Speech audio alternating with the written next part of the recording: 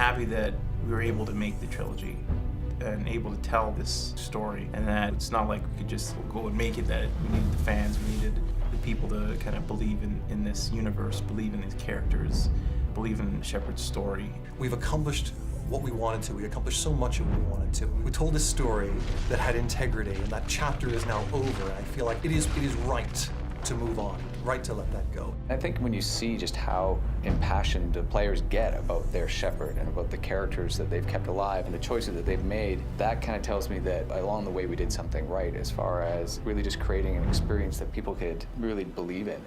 Prepare yourselves for the arrival.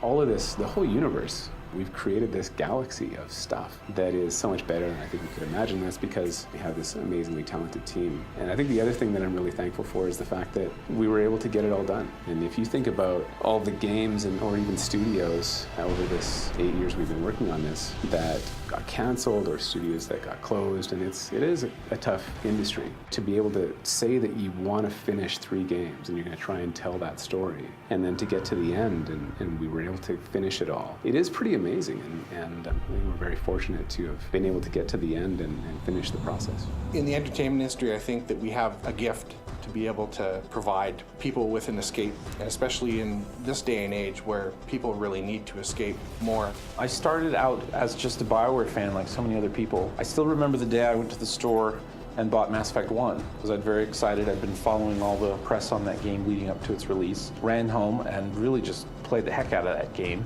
and was blown away by the universe they'd created and the characters and the story. I've been with these characters for a really long time, and it does feel like seeing friends that you're probably never going to see again, and a lot of bittersweetness to it. I go home and I talk to my wife, and she looks at me, she goes, "What's wrong?" Like, you know what? You know you're getting ready to say goodbye to a very close friend. It's something that's been with me for 6+ years now, so very aware right now.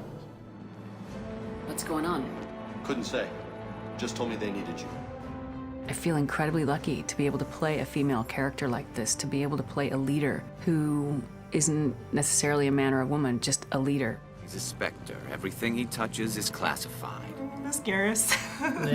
I love Garrus. I remember playing Mass Effect 1 and not being able to romance Garrus and being pretty upset about that.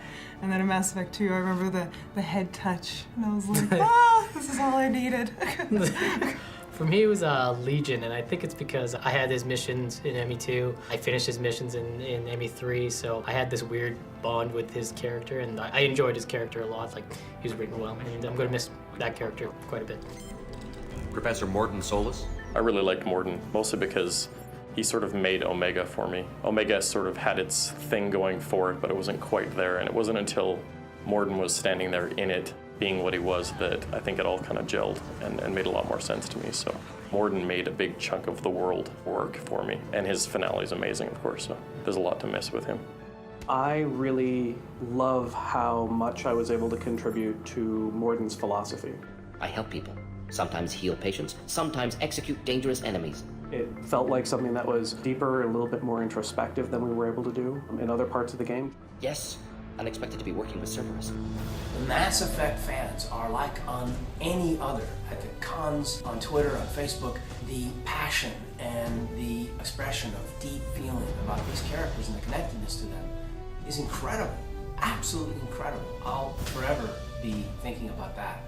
I think it really motivated the team to give it that extra little bit and in their own way say goodbye to some of these characters. I think that's why you're seeing a lot of the really strong scenes or performances sort of in the last year or so. We read you.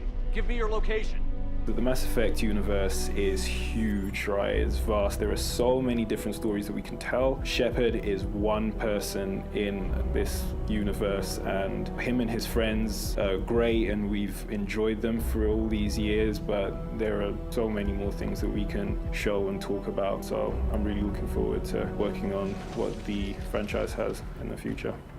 In a way, it is bittersweet, but I'm happy to see the sunset on the entire trilogy. What we'll be able to do is bring something new and fresh next time around. And Shepard's story was one that obviously was meant to be told in 3 games, and I think now that we've told it, we can look back and learn a lot from what we've done, learn a lot from the story that we've told.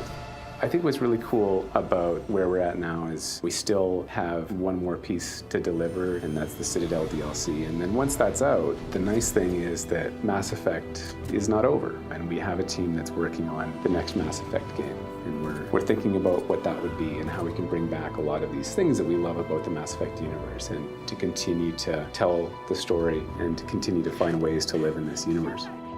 So long, Commander Shepard. It was really fun being you.